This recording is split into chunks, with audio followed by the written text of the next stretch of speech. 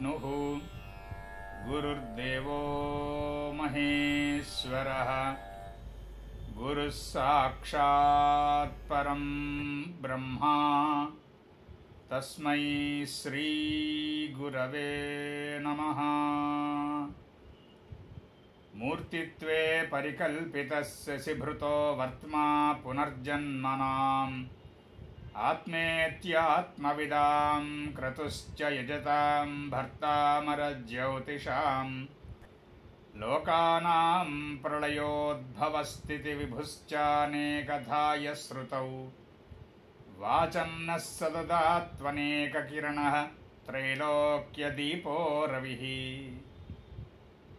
यकिरालकुलाम्बोधिविधुमानन्दरूपिणम् अनन्तार्यतनूजातं कृष्णं वन्दे जगद्गुरुं श्रीकृष्णमाचार्यमनन्तपुत्रं सत्साधुमित्रं करुणार्द्रनेत्रं गुरुं गुरूणां पितरं पितॄणाम् अनन्यशेषः शरणं प्रपद्ये अनन्यशेषः शरणं प्रपद्ये अनन्यशेषः शरणं प्रपद्ये।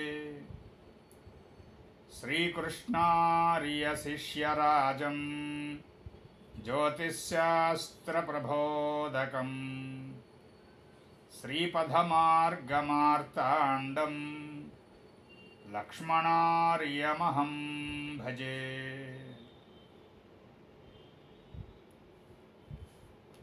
అందరికీ నమస్కారం. ఇవాళ మన తరగతిలో శనేశ్వరుని భావశీలాధ్యాయంలో పంచమ భావ స్థితిగతులైన శనేశ్వరుని లక్షణాలు అక్కడి నుంచి మనం ఈ శని యొక్క భావశీలాధ్యాయాన్ని ప్రారంభిస్తున్నాం.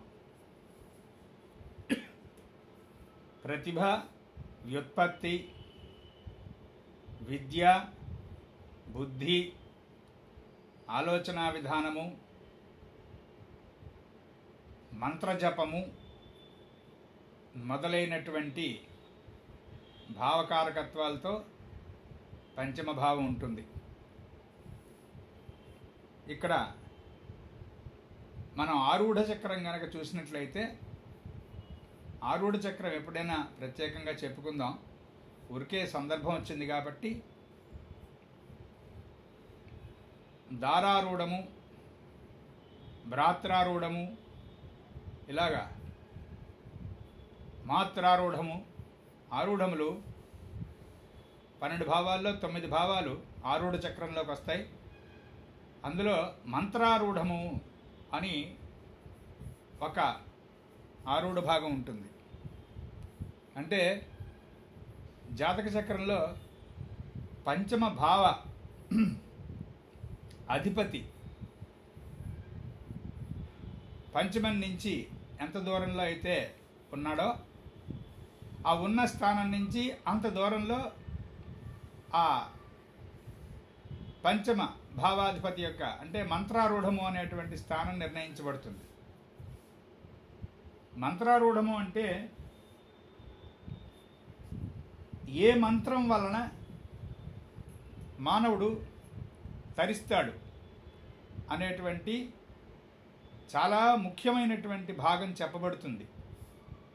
అందుకే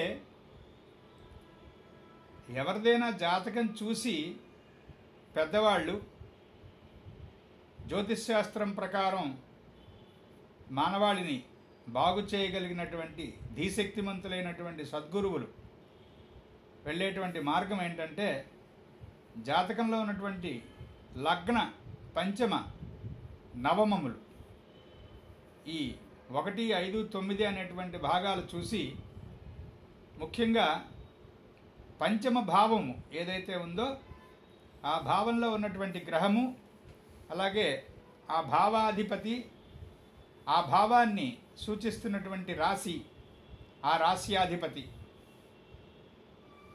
పంచమ భావ స్ఫుట అంటే 5వ భావము ఏ స్ఫుట యందు నిర్ణయం చేయబడి ఉన్నది.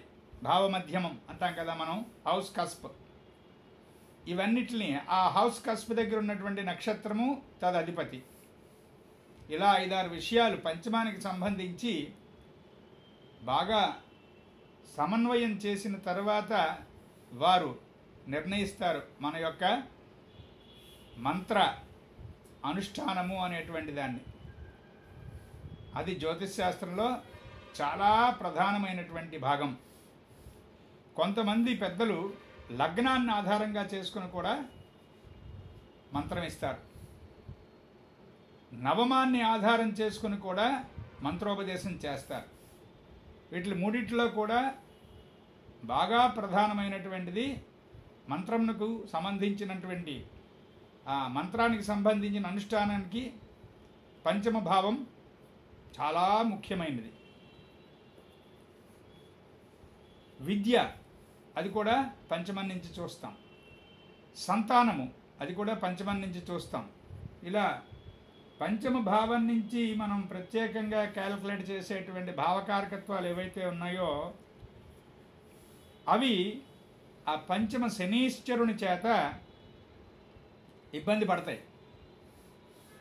పంచమంలో అదే పంచమ భావం తులారాశి కానీ, మకర రాశి కానీ, కుంభరాశి కానీ కాకుండా మిగతా రాశుల్లో ఎక్కడైనా సరే పంచమం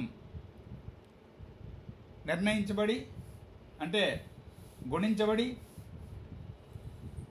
అక్కడ శనేశ్వరుడు కనుక ఆ పంచమ భావ డిగ్రీలకి దగ్గరలో కనుక ఉన్నట్లయితే సంతానం కలగడం చాలా చాలా చాలా కష్టం.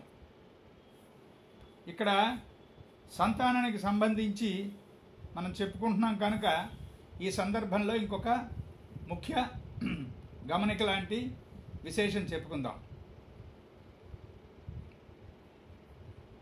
సంతానం తప్ప మిగతా ఏదైనా విషయాలు జీవి వ్యక్తిగతంగా తన స్వంత ప్రయత్నం మీద సాధించేటువంటి అవకాశం చాలా వరకు ఉంటుంది. అంటే ఇక్కడ ఒక సూత్రాన్ని మనం కొంచెం పక్కకు పెట్టాల్సి వస్తుంది.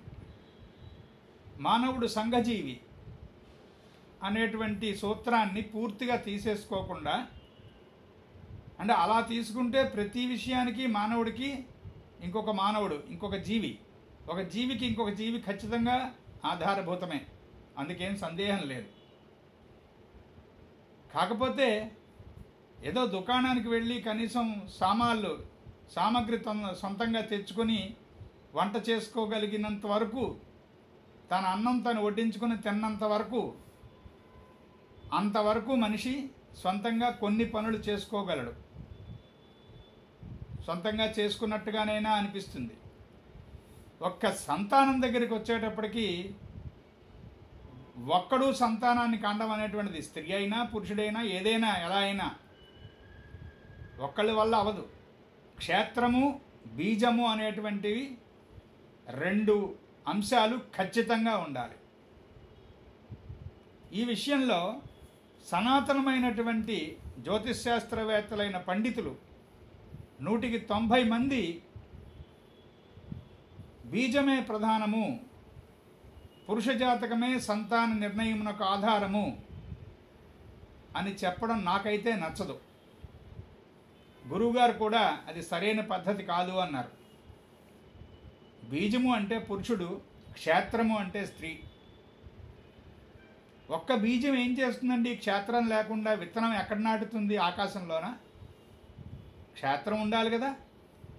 అలాగే బీజం ఎంత గట్టిదైనా, ఎంత బలమైనదైనా, ఎంత అత్యద్భుతమైనటువంటి ఆస్పెక్ట్స్తో ఉన్నా కూడా క్షేత్రము గనక పాడైపోతే స్త్రీ జాతకంలో రాశిచక్రంలోనూ అంశచక్రంలోనూ, అంటే నవాంశ, త్రింశాంశ, ముఖ్యంగా త్రింశాంశ, అలాగే ద్వాదశాంశ, సంతానానికి సంబంధించి ద్వాదశాంశ కూడా చాలా ప్రముఖమైనటువంటి వర్గం అవుతుంది.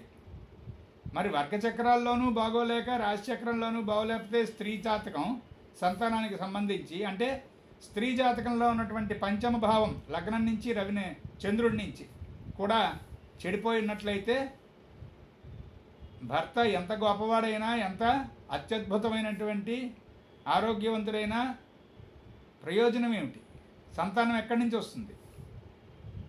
అలాగే క్షేత్రం ఎంత గొప్పదైనా, స్త్రీ జాతకం ఎంత బాగున్నా, పంచమంలో ఎంత బృహస్పతి ఉన్నా కూడా, ఈవెన్ చంద్రుడు బృహస్పతి కలిసి పంచమంలో ఉన్నా కూడా పురుషుని యొక్క జాతకం వీక్గా ఉంటే అప్పుడెక్కడి నుంచి వస్తుంది సంతానం? అంచేత సంతానోత్పత్తి అనేటువంటి విషయానికి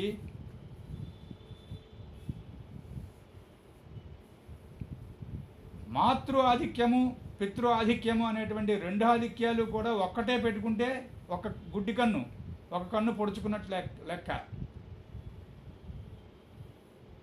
అంచేత ఇక్కడ బీజము క్షేత్రము కలిపి సంతానము అనేటువంటిది గుర్తుపెట్టుకోవాలి మనం. అలా పంచమంలో శనీశ్వరుడు ఉన్నట్లయితే సంతానం కలగడం చాలా కష్టము అనేటువంటిది సూత్రం. పురుషుడి జాతకంలో పంచమంలో శని ఉండి, స్త్రీ జాతకంలో పంచమంలో రాహు ఉన్నాడు అనుకోండి, ఇంకా దురదృష్టవశాత్తు ఇద్దరి యొక్క లగ్నాలు కూడా ఒకటే అనుకోండి, అప్పుడు ఇంకా సంతానోత్పత్తి అనేటువంటిది చాలా చాలా కష్టం. ఎందుకంటే అక్కడ పంచమ రాహువు సర్పదోషాన్ని సూచిస్తున్నాడు, ఇక్కడ పంచమ శని శరీరంలో ఉన్నటువంటి శారీరకమైనటువంటి రుగ్మత కారణాలు చూపిస్తున్నాడు. ఎలాగైనా సంతానం లేకపోవడం అనేటువంటిది జరిగే అవకాశం చాలా ఎక్కువ. ముఖ్యంగా ఇక్కడ సూత్రం మనం చెప్పుకుంటున్నటువంటి పంచమ శని దగ్గరికి వచ్చినట్లయితే సంతానానికి చాలా జాగ్రత్త వహించి చూడాలి మనం. గురుడు కానీ శుక్రుడు కానీ కొండొకచో రెండు గ్రహముల యొక్క శుభదృష్టి గనక ఈ పంచమ శనీశ్వరుడికి ఏర్పడితే గనక ఒకరిద్దరు సంతానం కలిగే అవకాశం ఉంటుంది. ఏదేమైనా సరే పంచమంలో శని ఏం చేస్తాడంటే ఒక విధమైనటువంటి అలసత్వము, పోస్ట్పోన్మెంట్ మెంటాలిటీ ఇవన్నీ ఇస్తూ సవ్యంగా జరిగేటువంటి పనులన్నిటికీ కూడా తనకి తనే హద్దులు, తన ఆలోచనే హద్దులు అవుతుంది.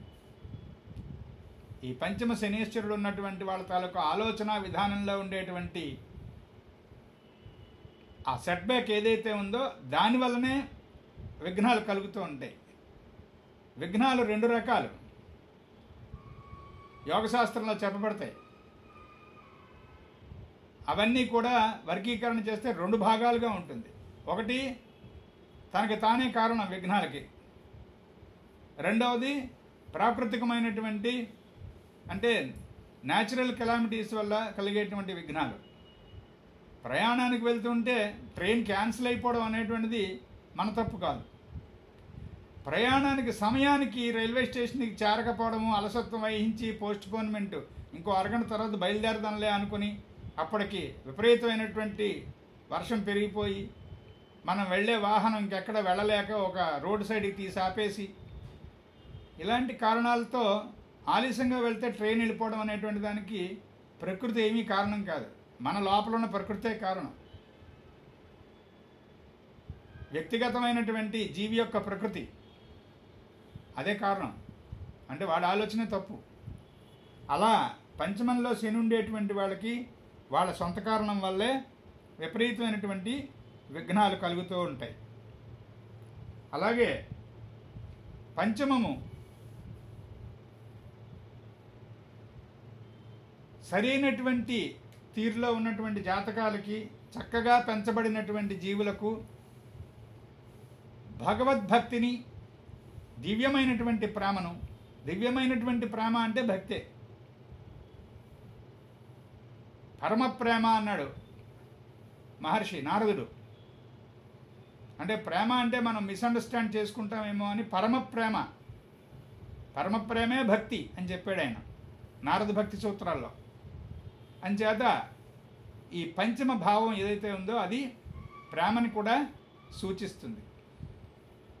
పరమ ప్రేమతో పాటు అంటే భక్తితో పాటు లౌకికమైనటువంటి సంబంధ బాంధవ్యాలలో భార్యాభర్తల మధ్య ఉండేటువంటి అనురాగము, చక్కనైనటువంటి ప్రేమ కూడా పంచమ భావం నుంచే సూచించబడుతుంది.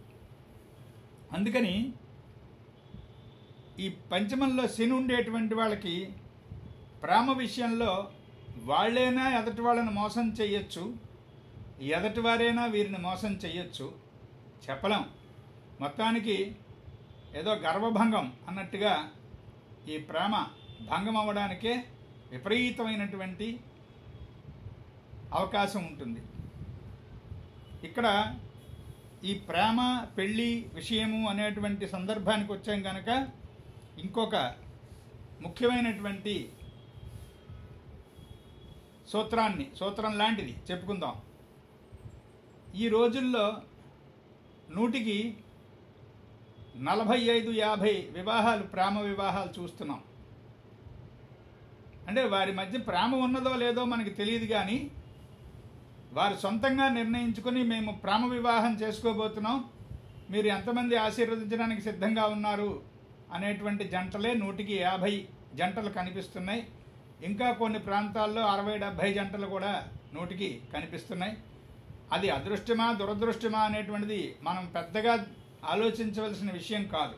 ఎంచేదంటే మనకి మా శ్రీకే గారు పతంజలి యోగ సూత్రాలు చెప్తున్నప్పుడు ఒక విషయం చెప్పారు. భగవత్ సృష్టి యొక్క క్రమంలో వచ్చేటువంటి మార్పులకి అనుగుణ్యంగా బాగా మ్యాస్ స్కేల్లో ఇంటర్ కాస్ట్ మ్యారేజెస్ దగ్గర నుంచి ఇంటర్ స్టేటు, ఇంటర్ కాంటినెంటల్ మ్యారేజెస్ వరకు కూడా వెళతాయి. దాని కారణాలు కొన్ని పాజిటివ్గా ఉంటాయి, కొన్ని కారణాలు నెగిటివ్గాను ఉంటాయి. ఫలితం ఎలా ఉంటుంది అనేటువంటిది పక్కకు పెడితే ప్రాకృతికమైనటువంటి మార్పులలో ఇది ఒకటి. నవగ్రహాలు మాత్రమే భూమిని పరిపాలిస్తున్నప్పుడు ఉన్నటువంటి కథ నవగ్రహ కథ. సాయన సిద్ధాంతం ప్రకారం జ్యోతిష్శాస్త్రం అధ్యయనం చేస్తున్నప్పుడు Uranus, Neptune, Pluto, link, Lilith, Chiron అనేటువంటివి ప్రస్తుతం వరకు భూజీవుల్ని పరిపాలిస్తున్నటువంటి గ్రహములు అని సూత్రీకరించబడింది. మనం అలాగే అధ్యయనం చెయ్యాలి. ఈ మాట ఎందుకు చెప్పానంటే కేవలం నవగ్రహాలు పరిపాలిస్తున్న రోజుల్లో భూమి మీద ఉండేటువంటి మానవుల యొక్క ఆలోచన తీరు, జీవన సరళి ఉండేటువంటి విధానానికి హిరోషిమా నాగసాకి అనేటువంటి ఆ బాంబు దాడికి బాగా ఇబ్బంది పడినటువంటి, సంవత్సరాల తరబడి నాశనమైపోయినటువంటి జపాన్ ఉదంతం అందరికీ తెలుసు, చూసారా? ఆ హిరోషిమా నాగసాకి ఇన్సిడెంట్ ఏదైతే ఉందో 1940 సుమారు, అప్పుడు 42 ఎంతో గుర్తులేదు సంవత్సరం, అక్కడ నుండి యురేనస్ ప్రభావం భూమి మీద ప్రారంభమైంది. ఇప్పుడు ఉన్నటువంటి జీవులు యురేనస్, నెప్ట్యూన్, ప్లూటో, కైరాన్ మొదలైనటువంటి గ్రహముల యొక్క ఇండివిజువల్ అండ్ గ్రూప్ ఇంపాక్ట్స్తో మానవ సమాజం ముందుకెళ్తోంది. అందుకే అంతకుముందు జాతులలో, అంతకుముందు తరములలో అస్సలు ఏమాత్రము తెలియనటువంటి ఆలోచన విధానములు, రోగములు, కొన్ని అత్యద్భుతమైనటువంటి ప్రణాళికలు, కొన్ని సమాజ శ్రేయస్సునిస్తున్నటువంటి ప్రణాళికలు, కొన్ని సమాజ వినాశనానికి దారితీసేటువంటి ప్రణాళికలు, ఇవన్నీ కూడా యురేనస్, నెప్ట్యూన్, ప్లూటో మొదలైనటువంటి మన దృష్టిలో నూతన గ్రహములు, వాటి యొక్క ప్రభావం. నిజానికి నూతన గ్రహములు అని చెప్పుకోవడం చాలా తప్పు. బృహజ్జాతకకారుడైనటువంటి వరాహమిహిరుల వారు తన సంహిత గ్రంథాల్లోనూ కరణ గ్రంథాల్లోనూ 33 గ్రహములు ఈ కల్పం పూర్తయ్యే సమయానికి భూమిని పరిపాలిస్తూ ఉంటాయి అని చెప్పారు ఆయన. కొంచెం జాగ్రత్తగా ఆ విషయాన్ని మర్చిపోకుండా అధ్యయనంలోకి తీసుకోవాలి మనం. అప్పుడు మనకి ఇప్పుడు ఇన్వెంట్ చేయబడుతున్నటువంటి గ్రహములు కొత్తవేం కాదు, మనకిప్పుడు కొత్తగా తెలుస్తున్నాయి అనేటువంటి సత్యం బోధపడుతుంది.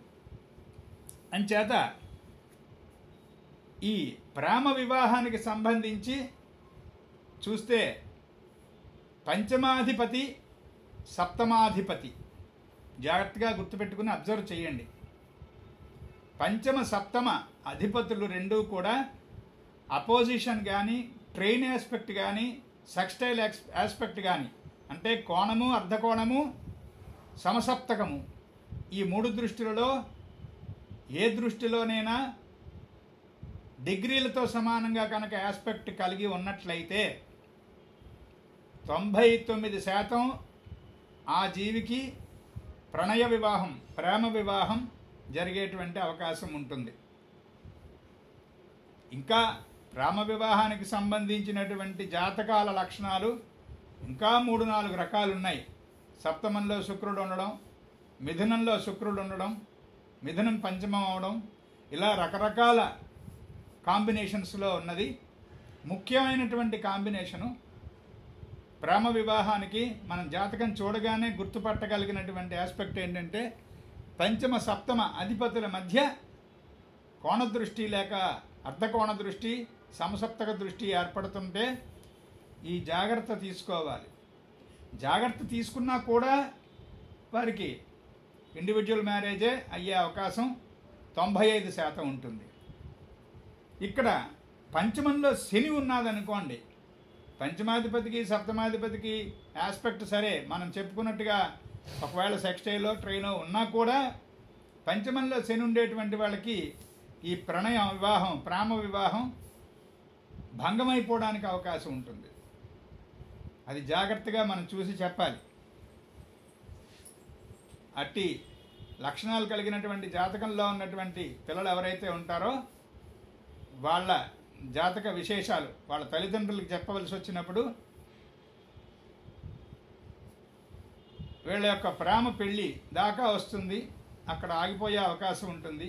అదేదో మొదటి నుంచే కాస్త వీరికి అర్థమయ్యేటువంటి తీరులో వివరించండి మీరు అని వారి తల్లిదండ్రులకు చెప్పి మనం జాగ్రత్త పెట్టాలి. అలా చేయకపోతే, ఆ జాగ్రత్త తీసుకోకపోతే ఏమవుతుంది అంటే పంచమ శని శీలం చెడిపోయే అంత దూరానికి తీసుకెళ్తుంది. ఎందుకంటే క్రియేటివిటీ అనేటువంటిది ప్రతిభా వ్యుత్పత్తి అని చెప్పుకున్నాం కదా పంచమ భావకారకత్వాల్లో. మరి అక్కడ శనీశ్వరుడు ఉంటే ఏం లాభం చెప్పలేం. అంటే పంచమంలో శని ఉన్నంత మాత్రాన లగ్నము యొక్క త్రింశాంశ కుజ త్రింశాంశ కానీ, కుజుని స్థానంలో శుక్ర త్రింశాంశ తీసుకొని కానీ ఉన్నట్లయితే స్త్రీ జాతకంలో శీలము విషయంలో చాలా భయంకరమైనటువంటి వ్యతిరేకమైనటువంటి ఫలితాలు ఉంటాయి అని చెప్తుంది జ్యోతిష్ శాస్త్రం. సారావళి రాసినటువంటి, సారావళి అనే గ్రంథాన్ని ఇచ్చినటువంటి కళ్యాణవర్మ గారు ఇచ్చిన స్త్రీ జాతకము అనేటువంటి గ్రంథం నుంచి మనం ఆ విషయం గ్రహిస్తాం. కానీ త్రింశాంశలో చెడిపోయినంత మాత్రాన నవాంశలో కానీ రాశిచక్రంలో కానీ బృహస్పతి బలంగా ఉంటే గనక ఈ ముందున్నటువంటి ముష్కరమైనటువంటి అవయోగం భేదించబడుతుంది. అది భంగమైపోతుంది, ఆ వ్యాధ భంగం అవుతుంది. అలా ఇక్కడ కూడా పంచమంలో శనీశ్వరుడు ఉన్నాడు కదా శీలం ఉండదేమో అని అనుకోకూడదు. బృహస్పతి కనుక సరైనటువంటి స్థానం నుంచి ఈ పంచమ శనిని కనుక చూస్తున్నట్లయితే అప్పుడు ఈ ఆస్పెక్టు భంగం అయిపోతుంది. చాలా చక్కని తీరులో ముందుకు వెళ్ళేటువంటి వాళ్ళు ఉన్నారు. అందుకే భావశీలాధ్యాయము, రాశిశీలాధ్యాయము రెండు కళ్ళ లాంటివి జాతకానికి, జ్యోతిష్ శాస్త్రానికి అని మొదట్లోనే చెప్పుకున్నాం మనం. అందుకే భావశీలాధ్యాయాన్ని రోజుకి 4 గ్రహాలు 3 భావాలు అన్నట్టు కాకుండా నెమ్మదిగా సరళమైనటువంటి వివరణతో మన అధ్యయనం సరిగ్గా సాగేలాగా చెప్పుకుంటున్నటువంటి ఈ నెమ్మదితనం అందుకే. అలా లేకపోతే ఒకే రోజు 3-4 భావాలు చెప్పేయచ్చు, 5-6 గ్రహాలు అన్ని భావాల్లోనూ ఉన్నటువంటి విశేషాలు టకటక ఒక్కొక్క 2 మాటల్లో చెప్పుకోవచ్చు, కానీ ఉపయోగం ఏం లేదు అలాగా. అందుకని పంచమ శని ఇస్తున్నటువంటి ఈ అవయోగాన్ని సరైనటువంటి స్థానం నుంచి బృహస్పతి వేద భంగం చేసేటువంటి అవకాశం కూడా ఉంటుంది. ఇలా బృహస్పతి చేత కానీ శుక్రుడి చేత కానీ సరైనటువంటి భంగము, వేదభంగము జరగనటువంటి జాతకాల్లో పంచమ శనీశ్వరుని వల్ల వాళ్ళకన్నా పెద్దవాళ్ళైనటువంటి స్త్రీ పురుషులతో పరస్పర సంబంధం అనేటువంటిది, స్త్రీ జాతకం అయితే తనకన్నా పెద్ద అయినటువంటి పురుషులతో అయితే ప్రకృతి విరుద్ధం కాదు, అది సందర్భమే, మంచి పద్ధతి. ఎప్పుడు కూడా భర్త పెద్దవాడై ఉండాలి, భార్య చిన్నదై ఉండాలి. దీనికి చాలా చాలా కారణాలు ఉన్నాయి జ్యోతిష్ శాస్త్రంలో. ఒక్కరోజు ఒక్క అరగంటలోనో పావు గంటలోనో చెప్పుకోగలిగిన విషయం కాదది. ఇంకా ఖచ్చితంగా చెప్పాలంటే పెద్దలు, గురుతుల్యులు, ఋషితుల్యులైనటువంటి గురువులు ఇచ్చినటువంటి మార్గంలో కనీసం పంచవర్షములు 5 సంవత్సరములు తేడా ఉండాలి స్త్రీకి పురుషుడికి మధ్య. ఎంచేత ఒక కారణం చెప్తాను మీకు. ఒకరి బృహస్పతి మీనంలో ఉంటే రెండో వాళ్ళ బృహస్పతి ఎక్కడుంటాడు? 5 ఏళ్ళు తేడాలో ఉంటే కర్కాటకంలో ఉంటాడు. అతిచారం చేసినా కూడా కర్కాటకం చివరకు ఉంటాడు.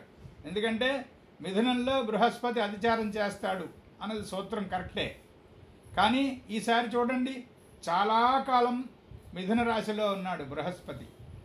ఎప్పుడో ఒకసారి జరుగుతుంది అలాగా. తీస్తే ఒక దగ్గర ఉన్నటువంటి బృహస్పతి అక్కడి నుంచి 5వ ఇంట్లో భార్యాభర్తల బృహస్పతులు 5 ఇళ్ల దూరంలో ఉంటాయి. అప్పుడు గోచార శనీశ్వరుని యొక్క ఏలినాటి శని కానీ, లగ్న శని కానీ, అష్టమ శని కానీ, అర్ధాష్టమ శని కానీ, ద్వాదశ శని కానీ, ఇప్పుడు చెప్పినటువంటి ఈ శనీశ్వరుడు గోచార శనీశ్వరుని ఆస్పెక్ట్స్ అన్నీ కూడా జీవికి కష్టాన్ని సూచిస్తాయి. ఖచ్చితంగా లగ్నంలోంచి శని వెళితే, ద్వాదశంలోంచి శని వెళితే అంటే ఇదో 2.5 అదో 2.5 5 ఏళ్ళు అయిపోయింది అక్కడికి. ఇంకొన్నాళ్ళు అమ్మయ్యాను ఊపిరి పీల్చుకునేటప్పటికి చతుర్థ శని అంటే అర్ధాష్టమ శని, అదొక 2.5. ఆ తర్వాత కొంచెం దూరం అష్టమ శని. ఈ లోపల ఎక్కడో చంద్రుడు కనుకున్నట్టయితే ఏలినాడు శని. అంటే నిజానికి మనకి సాయన సిద్ధాంతం ప్రకారం లెక్క కట్టినట్లయితే ఒక్క ఏలిన నాటి శనీశ్వరుని ప్రభావం తప్ప, అదొకటి 7.5 సంవత్సరాలు ఖచ్చితం. అది 3 భాగాలుగా ఉంటుంది, అందరికీ తెలుసు. 2.5 ఈ లగ్న శని, ద్వాదశ శని, అష్టమ శని, అర్ధాష్టమ శని ఎలా తీసుకోమన్నారంటే, ఏదైతే ఆ భావం తాలూకా భావస్ఫుట, ఆ డిగ్రీ హౌస్ కస్ప్ ఎక్కడైతే ఉందో దానికి 1 డిగ్రీ ముందు నుంచి 1 డిగ్రీ దాటే వరకు, అంటే 1 1 1 3 నెలలు. శనీశ్వరుడు గోచారంలో 1 డిగ్రీ దాటాలంటే 1 నెల పడుతుంది అంతే. 30 డిగ్రీలు 30 నెలలు. 30 నెలలు అంటే 2.5 సంవత్సరాలు. అది లెక్క. అంచేత ఒక్క ఏలినాటి శనీశ్వరుని ప్రభావం తప్ప మిగతావన్నీ కూడా 3 నెలలు క్యాలిక్యులేట్ చేసుకోవాలి. కానీ ఆ 3 నెలలు 2 ఏళ్లకు సరిపడా ట్రైనింగ్ ఇచ్చేస్తాడు ఆయన. అంత కష్టంగా ఉంటుంది. చూసుకోవాలి అక్కడ ఉన్న పరిస్థితిని బట్టి, స్థితిగతులను బట్టి, స్థితి యుతి వీక్షణము అనేటువంటి వాటి వల్ల ఆ కష్టమా సుఖమా అనేటువంటిది అది నిర్ణయించబడుతుంది. తీస్తే ఇక్కడ పురుషుడికి పంచమ శని ఉన్నట్లయితే తనకన్నా పెద్దవాళ్ళైనటువంటి స్త్రీలతో సంబంధము అనేటువంటిది ఏర్పడే అవకాశం చాలా ఎక్కువ. మనం గతంలో చెప్పుకున్నాం, కుజశుక్రులు సమాగమం, కుజశుక్రుల యుతి ఏదైతే ఉందో అది ఎలాగైతే శుక్రుడు చెడిపోవడం అనేటువంటిది, కుజుడు చెడిపోవడం అనేటువంటిది జరిగి ఆ దోషం చాలా ప్రబలంగా ఉంటుందని చెప్పుకున్నాము. సుమారుగా పంచమ శనీశ్వరుని వల్ల అలాంటి దోషమే ఏర్పడేటువంటి అవకాశం. అలాగే స్త్రీ జాతకంలో పంచమ శనీశ్వరుడు ఉన్నట్లయితే వివాహం బాగా ఆలస్యం, సంతానం చాలా కష్టం అని చెప్పుకున్నాం మొదటే. వివాహం కూడా చాలా ఆలస్యం అవ్వడం, రెండవ పెండ్లి వానికి ఇచ్చి వివాహం చేసేటువంటి సందర్భాలు ఇవన్నీ కూడా. ముఖ్యంగా పంచమంలో శనీశ్వరుడుండి పంచమ భావాధిపతి రాహువుతో కలిసి ఉన్నాడు అనుకోండి, అప్పుడు చాలా గట్టి అవయోగం అది. అలాంటి సందర్భంలో ఉన్నటువంటి వారికి స్త్రీలైతే అర్క వివాహము, అశ్వత్థ వివాహము మొదలైనటువంటివి నిర్ణయించబడతాయి. పురుషులైతే కదలీ వివాహము నిర్ణయించబడుతుంది. వాటికి సంబంధించినటువంటి వివరము అనేటువంటిది ప్రత్యేకంగా వేరే వేరే తరగతుల్లో చెప్పుకోవచ్చు. అది ప్రస్తుతానికి అప్రస్తుతమే. తీస్తే ఈ పంచమంలో ఉన్నటువంటి శనీశ్వరుడికి మిగతా గ్రహాలు, ముఖ్యంగా కుజుని యొక్క అశుభ దృష్టి ఉన్నట్లయితే గనక, పురుషుని జాతకం అయితే గనక నడివయస్సు వచ్చేటప్పటికి భార్య గతించేటువంటి అవకాశాలు ఉంటాయి. అంటే ఖచ్చితంగా అలా అవ్వాలని కాదు, సూచన చాలా గట్టిగా ఉంటుంది. ముఖ్యంగా పంచమ శనీశ్వరుడికి బాగా ప్లస్ పాయింట్ ఎక్కడ చెప్పబడిందంటే, స్థిరాస్తిని కూడబెట్టుకోగలిగినటువంటి అవకాశం ఎప్పుడూ ఉంటుంది. Apart from all these malignant aspects, ఆ ప్లస్ పాయింట్, ఆ బెనిఫిక్ ఆస్పెక్ట్ అనేటువంటిది ఎప్పుడూ ఉంటుంది. స్థిరాస్తిని కూడబెట్టుకోవచ్చు, కాకపోతే కూడబెట్టుకోరు, పాడు చేసుకుంటారు. అలా కూడబెట్టుకుంటే వార్ధక్యంలో చాలా చాలా బాగుంటుంది. అదే గనక చతుర్థంలో శని ఉంటే, కిందటి తరగతిలో చెప్పుకోవాల్సిన పాయింట్ మరి చెప్పేమో లేదో అందుకని గుర్తు చేస్తున్నాను. ఒకవేళ ఆల్రెడీ చెప్పుంటే కోప్పడకండి. చతుర్థంలో శని ఉంటే గనక వార్ధక్యము అంటే చివరి భాగం ఏదైతే ఉంటుందో జీవితంలో, అది దీర్ఘవ్యాధిగ్రస్తం అవ్వడము, లేదా దీర్ఘవ్యాధిగ్రస్తులు ఉన్నటువంటి ఇంట్లో ఉండడం, వారికే సేవ చేస్తూ, వీళ్ళే ముసలివాళ్ళు, వీళ్ళు పాపం ఇంకొక ముసలి వాళ్ళకి సేవ చేస్తూ ఉంటారు చూసారా. అలాంటి వాళ్ళల్లో సుమారుగా ఇద్దరికీ కూడా చతుర్థంలో శని ఉండేటువంటి జాతకాలు ఉంటాయి. ఆ ఇళ్లలో మనం అబ్జర్వ్ చేస్తే తెలుస్తుంది. సాధారణంగా ఫోర్త్ సాటర్న్ అంటే ఎవరో ఒక అనారోగ్యం వాళ్ళ ఇంట్లో ఉంటుండగా ఈ జీవి అక్కడ జన్మించడం జరిగింది అని అర్థంట. తీస్తే ఆ ఫోర్త్ సాటర్న్ ఉన్నప్పుడు ఎన్ని స్థిరాస్తులు కూడబెట్టుకున్నా, ఎంత చరాస్తులు కూడబెట్టుకున్నా, ఎన్ని ఎఫ్డీలు మన పేరు మీద ఉన్నా, ఏమైనా కూడా బృహస్పతి యొక్క శుభయోగాలు కనుక జాతకానికి అందకపోతే, కనీసం అప్పటికైనా సరే, దశల్లోనైనా సరే, ప్రోగ్రెషన్లోనైనా సరే, ప్రోగ్రెస్డ్ హర్స్కోప్ అని అప్పుడప్పుడు మనం చెప్పుకుంటున్నాం. కొంత దేవమాన దశాక్రమము అంటారు దాన్ని, చాంద్రమానం వారికి తెలియదు అది.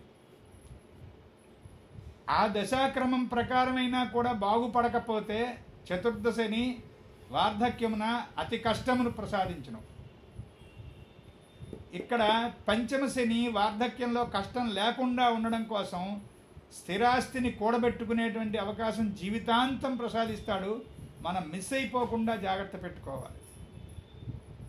జీతం వచ్చిన తర్వాత భార్య ఫోన్ చేసి, నేను ఇంట్లో సరుకులు వేయించానండి నా జీతంతో అని చెప్పినప్పుడు, మన ఆఫీసు నుంచి ఇంటికి వచ్చే లోపల అదేదో గుర్రపందాలకి డబ్బులు కడదాం, లేకపోతే ఇంకేదో స్పెక్యులేషన్, అదేదో కంపెనీకి షేర్లు కొంటే చాలా బాగుందిట, రూపాయి షేర్ కొంటే 15,000 రూపాయలు వచ్చాయిట, ఈ టకారం మీద మొత్తం జీతం టాటాలు గుడించేస్తుంది.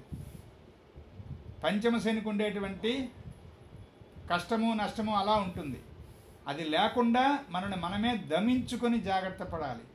ఆల్రెడీ ఇంట్లో ఎవరో సరుకులు వేయించేట అన్నప్పుడు కూడా మనం జీతం ఖర్చు పెట్టాల్సిన అవసరం ఏముంది? బ్యాంకులో ఉంచవచ్చు కదా, అలా ఉంచాలి కదా, ఉంచవచ్చు కదా అనేటువంటి జాగ్రత్త రాదు పంచమశనికి. అక్కడ చెప్పారు జాగ్రత్త పడండి నాయనా, అప్పుడు జాగ్రత్త పడితే చివరిని చాలా ఉపయోగం అయ్యా మీకు అని చెప్తోంది సూత్రం మనకి. స్వస్తి. ఇక్కడికి పంచమ శనిని కొంత అధ్యయనం చేసాం. తర్వాత షష్ఠ శని. ఆరో ఇల్లు అనేటువంటిది, ఆరో ఇల్లు, ఆరో భావమే రుణము, రోగము, శత్రువు అనేటువంటి విషయాలని తెలియజేసేటువంటి భాగం అది. ఆరో ఇంటిని చూస్తే అప్పుల పాలైపోతాడా, రోగాల పాలైపోతాడా, లేదా జీవి శత్రువులు ఎలా ఉంటారు అనేటువంటివి తెలుస్తాయి. మిగతా విషయాలు కూడా కొన్ని ఉన్నాయి. ముఖ్యంగా ప్రధానమైనటువంటి భావకారకత్వాలు ఈ మూడును, రుణరోగ శత్రువులు మూడు ఆరో ఇంటి నుంచి. అందులో శనీశ్వరుడు ఉంటే పాపం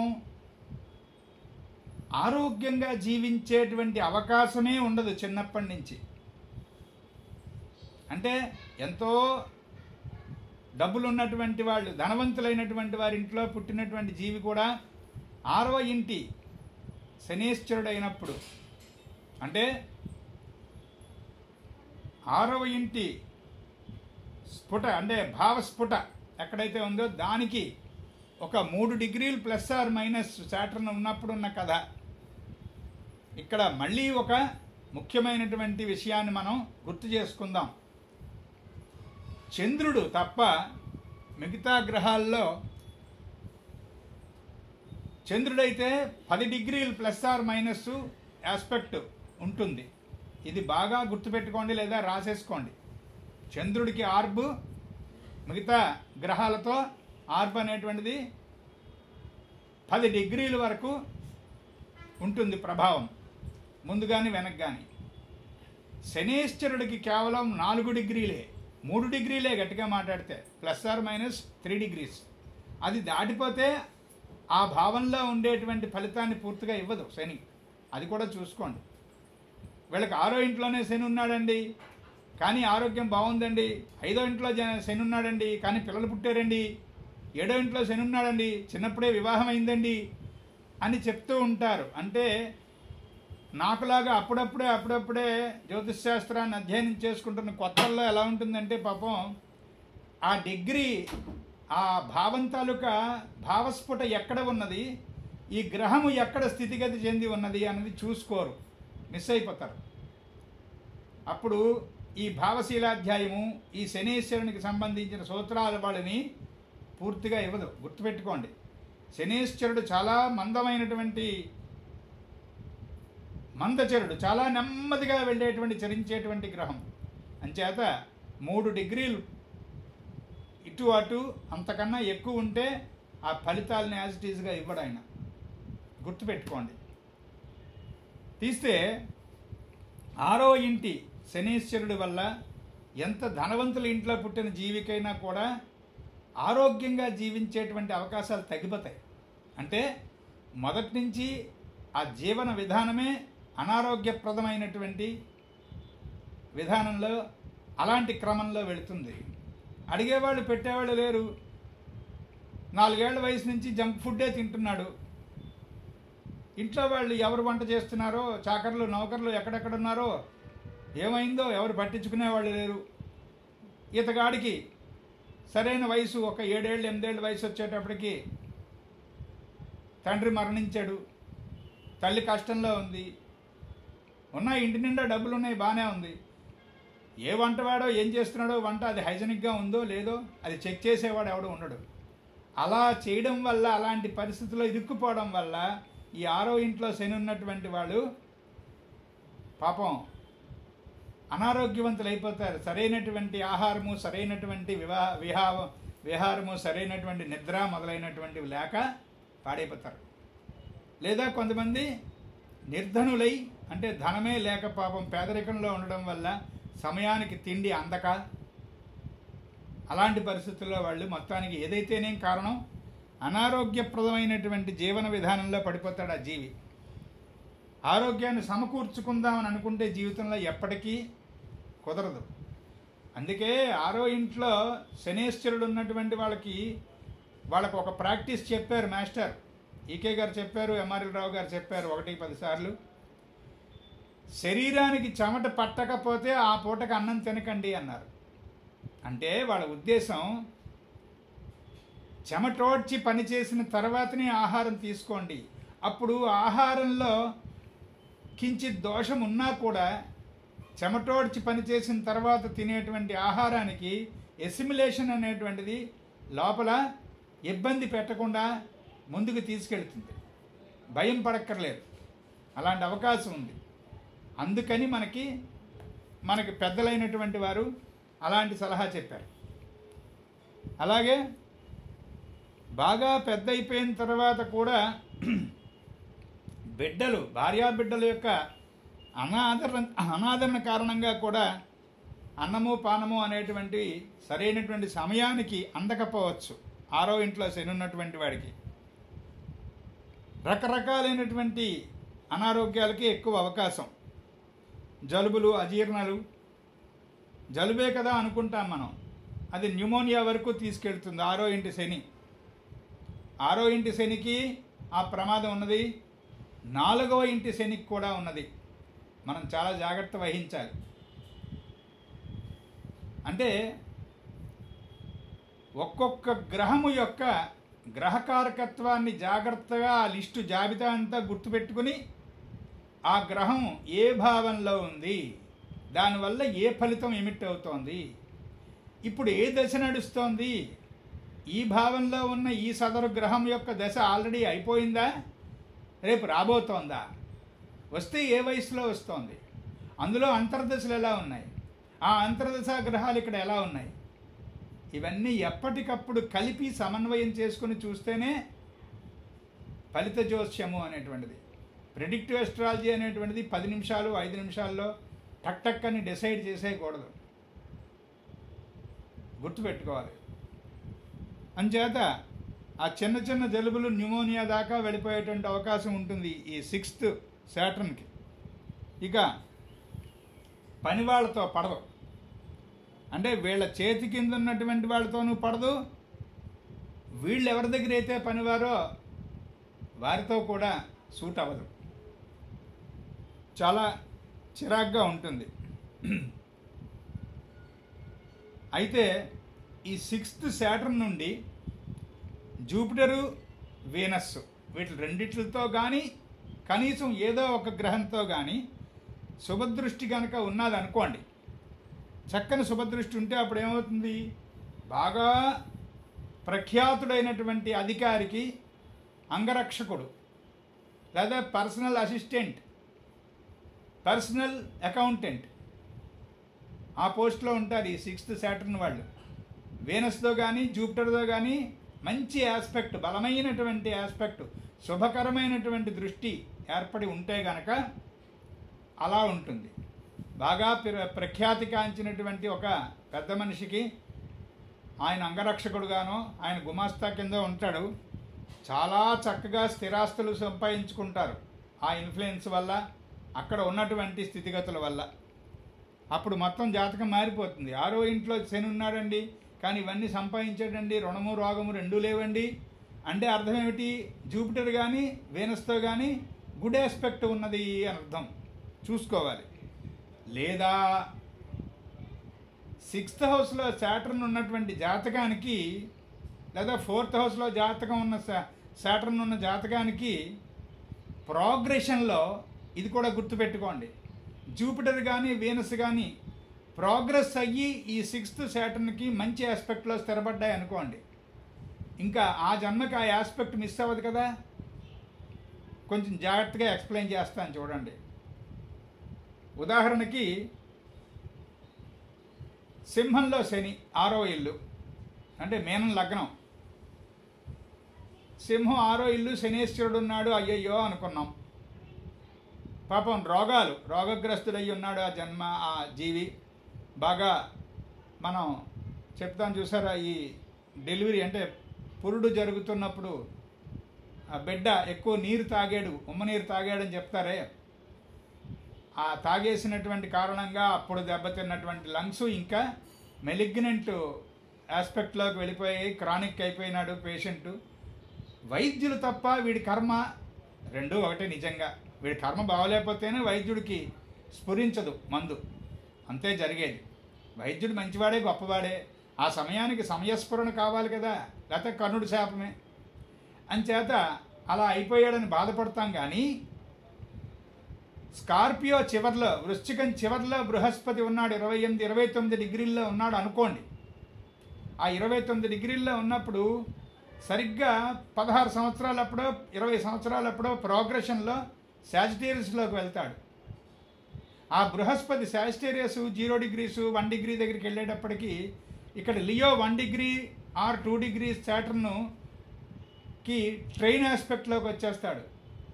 అక్కడి నుంచి పరిస్థితి అంతా తిరగబడుతుంది. అరే మొన్నటి వరకు అడుక్కు తిన్నాడు రా వీడు, ఇప్పుడేమిట్రా ఇంత చక్కగా నున్నగా తయారైపోయినాడు, అంత పెద్దవాడి దగ్గర ఉద్యోగం దొరికింది వీడికి, వీడు కూడా 4 ఇళ్ళు కట్టుకున్నాడు, భలేగా సెటిల్ అయ్యాడ్రా ఇతను అంటాను. చూసారా, ప్రోగ్రెషన్లో జూపిటర్తో కానీ వీనస్తో కానీ ఈ చెడిపోయిన శాటర్న్ బాగుపడుతున్నాడు అని అర్థం.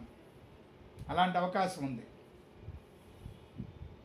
అంటే అక్కడ ప్రోగ్రెషన్లో వీనస్ కానీ జూపిటర్ కానీ స్వక్షేత్రగతులై లేకపోతే ఉచ్చస్థితిలోకి వెళుతున్నటువంటి వారై ఈ శనీశ్వరుని చూస్తే కనుక సరైన దృష్టితో ఈ శనీశ్వరుని యొక్క వేధ భంగమైపోతుంది.